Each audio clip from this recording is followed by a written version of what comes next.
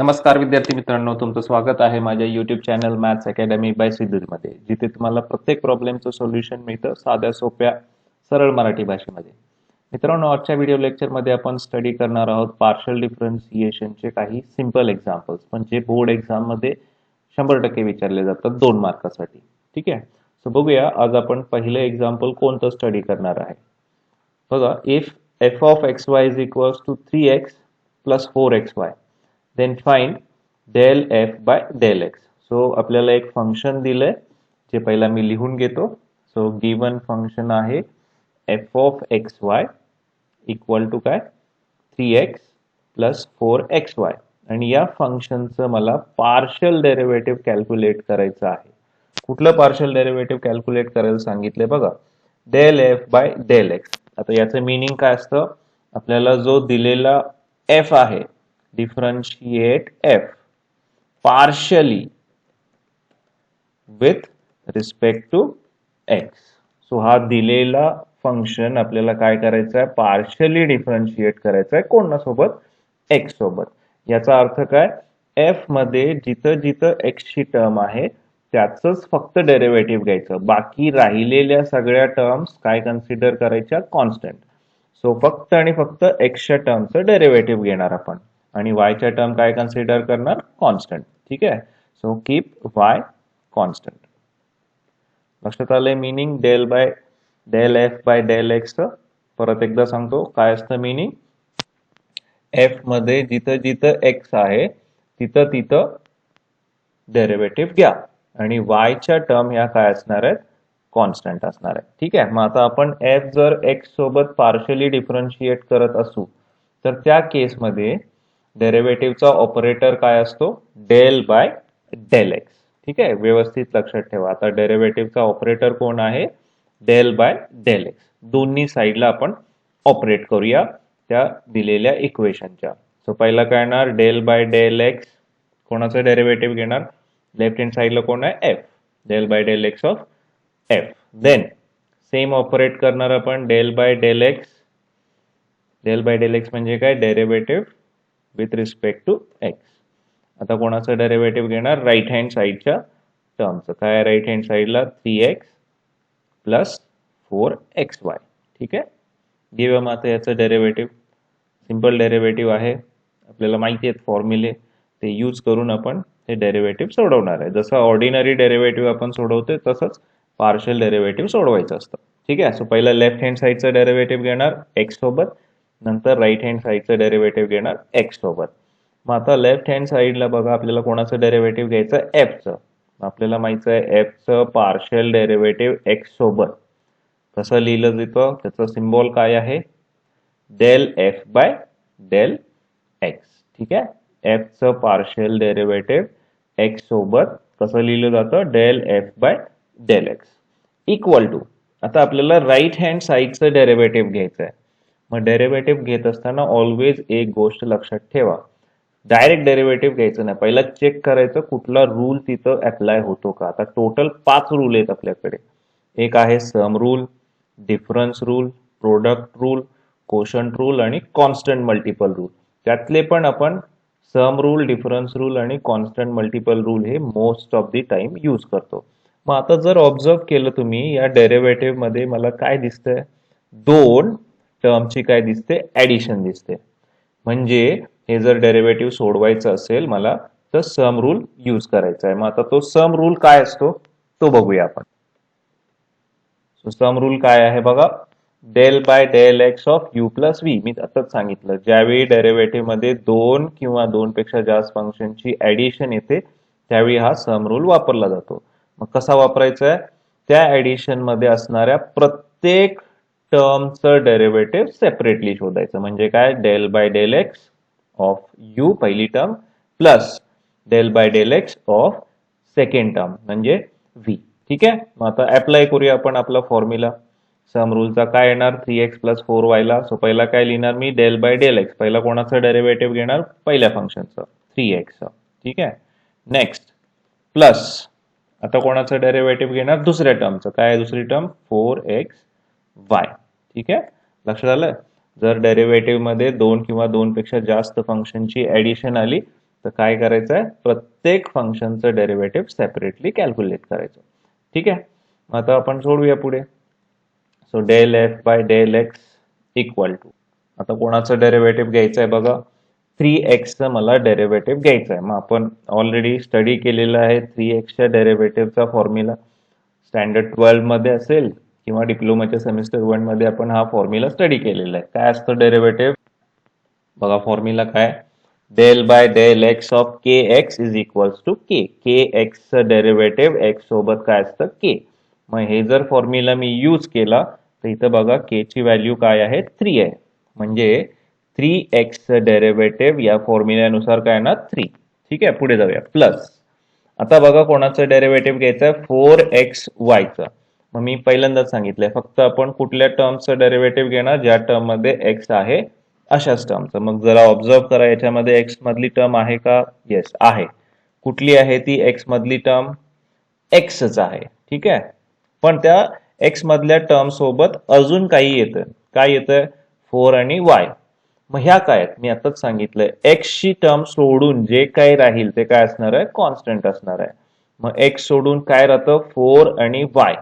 मग 4 आणि y हे काय झाले, कॉन्स्टंट. आणि एक्स मधली टर्म म्हणजे काय झाली, फंक्शन. म्हणजे याचं डेरिव्हेटिव्ह आपण डायरेक्ट यूज घेणार नाही. मग काय करणार, रूल वापरणार. कुठला, कॉन्स्टंटने फंक्शनला मल्टिप्लाय केल्यानंतर डेरिव्हेटिव्ह घ्यायचा रूल. मग काय असतो तो रूल, तो पण मी तुम्हाला इथं लिहून देतोय, बघा व्यवस्थित. कॉन्स्टंट मल्टिपल रूल काय असतो. ओके, दुसरं एक्झाम्पल आपलं काय बघा, if f of x y is equals to x square y plus sine x plus cos y, then find del square F by del x del y. So पहिला आपण काय करूया, दिलेलं फंक्शन लिहून घेऊया. कुठलं फंक्शन दिलंय आपल्याला, f of x y equal to x square y plus sine x plus cos Y. ठीक आहे, मग आता कुठलं पार्शियल डेरिव्हेटिव्ह कॅल्क्युलेट करायचं आहे बघा, del square F by del x del y. पहिल्यांदा मी हा सिम्बॉल काय आहे हे समजावून सांगतो. आता del square F by del x del y म्हणजे काय, आपल्याला एफ चं दोनदा डेरिव्हेटिव्ह घ्यायचं आहे. डेल स्क्वेअर एफ म्हणजे काय, सेकंड ऑर्डर डेरिव्हेटिव्ह. म्हणजे काय, एफ आपण दोनदा डिफरन्शिएट करणार. पहिला कोणासोबत डिफरन्शिएट करणार, जो आउटर व्हेरिएबल आहे डिनॉमिनेटरला. कोण आहे outer variable, y. So f पहिला पार्शियली डिफरन्शिएट करणार वाय सोबत. म्हणजे मला काय मिळेल, del F by del y. ठीक आहे, नंतर जो काही del F by del y आला तो परत डिफरन्शिएट करायचा कोणासोबत, आतला जो व्हेरिएबल आहे त्याच्यासोबत. कोण आहे, एक्स. असं केलं की आपल्याला काय मिळतं, हे second order derivative del square F by del x del y मिळतं. ठीक आहे, सो सिम्बॉल व्यवस्थित समजून घ्या आणि त्याप्रमाणे डिफरन्शिएशन घ्या. सो पहिल्यांदा कोण डिफरन्शिएट करणार, आपण एफ डिफरन्शिएट करणार partially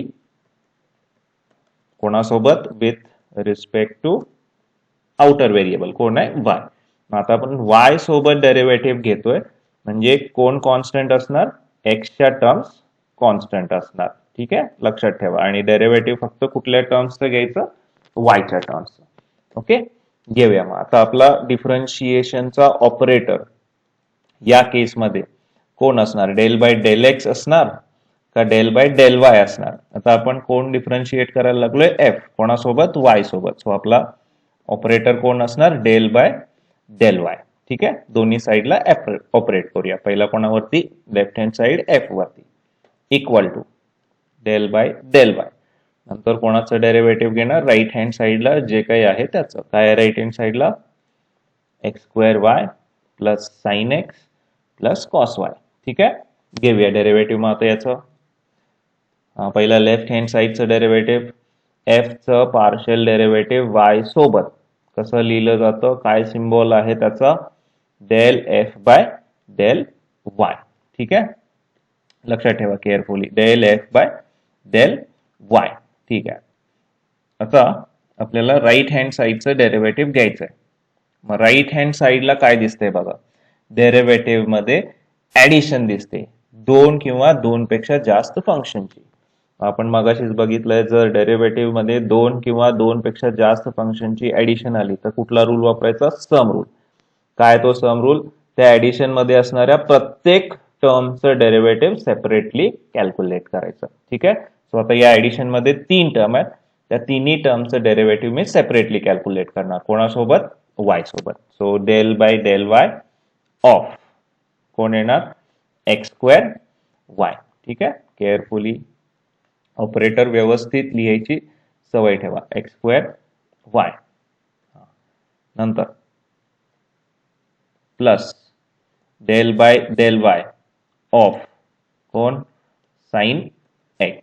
del by del Y कोणाचं घेणार? साइन वायचं. Plus del by del Y शेवटची टर्म काय आहे? Cos Y. ठीक आहे, सम रूल आपण यूज केला. काय केलं सम रूल मध्ये? प्रत्येक टर्मचं डेरिव्हेटिव्ह सेपरेटली कॅल्क्युलेट केलं. ठीक आहे, so del F by del y equal to, आता आपण 1 बाय 1 डेरिव्हेटिव्ह घेऊया. कोणासोबत डेरिव्हेटिव्ह घ्यायचा हे केअरफुली लक्षात ठेवा. कोणासोबत डेरिव्हेटिव्ह घ्यायचा आहे? वायच्या टर्म सोबत. आणि एक्स ची टर्म आली तर ती काय कन्सिडर करायची? कॉन्स्टंट. जर फंक्शन मध्ये वाय ची टर्म असेल तरच आपण त्याचं डिफरन्सिएशन घेणार. जर त्या फंक्शन मध्ये वाय ची टर्म नसेल तर ते कम्प्लीट कॉन्स्टंट होतं. ठीक आहे, मग पहिली टर्म बघा, याच्यामध्ये वाय ची टर्म आहे. काय आहे ती? वायच आहे. त्याला मी एक वेगळा कलर देतो म्हणजे आपल्याला आयडेंटिफाय करायला इझी पडतं. ठीक आहे, मग वाय सोडून जे काय राहतं, काय राहतं? X square. मग हे काय असणार आहे? कॉन्स्टंट. इथं सोडून सांगितलंय बघा, वाय ची टर्म सोडून जे काय राहील ते कॉन्स्टंट, म्हणजे एक्स स्क्वेअर कॉन्स्टंट आहे. ठीक आहे, आणि वाय हे फंक्शन आहे. मग आपण ऑलरेडी बघितलंय, जर डेरिव्हेटिव्ह मध्ये कॉन्स्टंटने फंक्शनला मल्टिप्लाय केला असेल तर आपण कॉन्स्टंट मल्टिपलचा रूल यूज करतो. कसा यूज करतो? जो काही कॉन्स्टंट आहे तो डेरिव्हेटिव्हच्या बाहेर लिहायचा आणि फंक्शनचं डेरिव्हेटिव्ह घ्यायचं. ठीक आहे, मग अप्लाय करूया. याच्यामध्ये या केसमध्ये कॉन्स्टंट कोण आहे? एक्स स्क्वेअर हा कॉन्स्टंट आहे. सो काय करणार?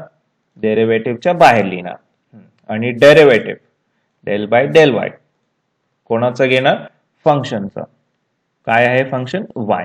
ठीक आहे, पुढे प्लस, आता बघा काय दिसतंय डेरिव्हेटिव्ह मध्ये, सॉरी हे साइन एक्स आहे नॉट वाय.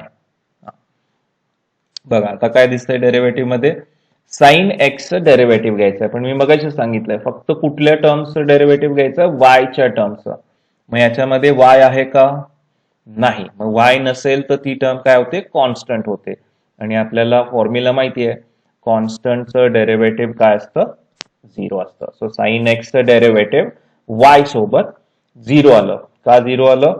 कारण आपण फक्त कुठल्या टर्म्सचं डिफरन्सिएशन घेणार आहे? वाय असणाऱ्या टर्म्सचं. मग या टर्म मध्ये वायच नाहीये, वाय नसेल तर ती टर्म प्युअर कॉन्स्टंट झाली, आणि फक्त कॉन्स्टंट असेल तर त्याचं डेरिव्हेटिव्ह काय लिहायचं? 0 प्लस. ओके, नेक्स्ट स्टेपला जाऊ. आता बघा कोणाचं डेरिव्हेटिव्ह घ्यायचं आहे? कॉस वायचं. मग याच्यामध्ये वाय ची टर्म आहे का? यस, 100% आहे. काय आहे ती? कॉस वाय आहे. मग आपण त्याचं डेरिव्हेटिव्ह घेऊया वाय सोबत. मग आपल्याला फॉर्म्युला माहिती आहे, 12वी मध्ये आपण स्टडी केलाय. कॉस वायचं डेरिव्हेटिव्ह काय असतं? Minus sine Y. कॉस एक्सचं डेरिव्हेटिव्ह काय असतं? Minus sine X. सो जे एक्स साठी फॉर्म्युले आहेत तेच वाय साठी वापरतो आपण.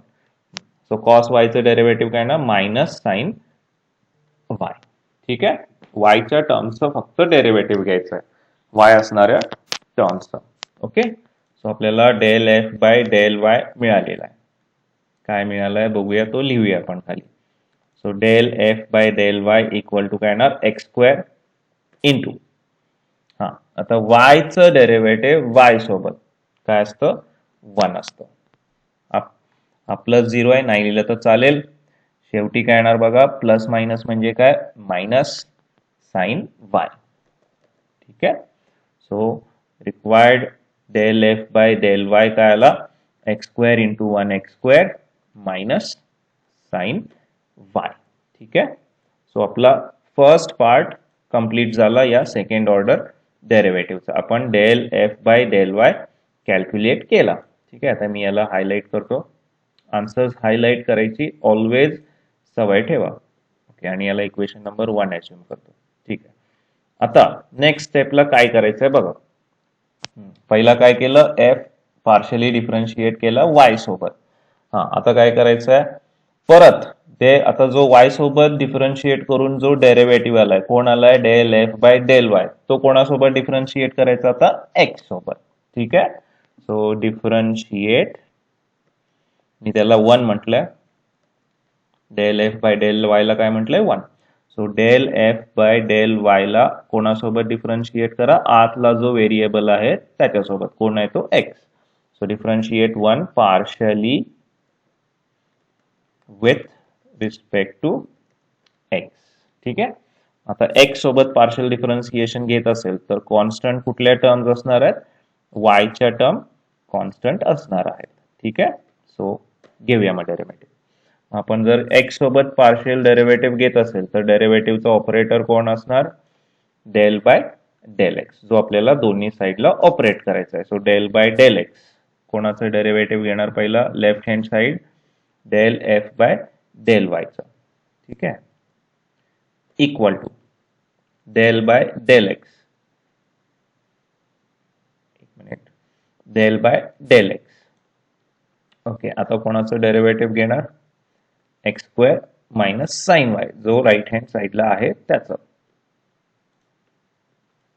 ओके. घेऊया आता डेरिव्हेटिव्ह. पहिला डेल एफ बाय डेल वायचं डेरिव्हेटिव्ह एक्स सोबत. मग याचा सिम्बॉल माहिती असायला पाहिजे आपल्याला.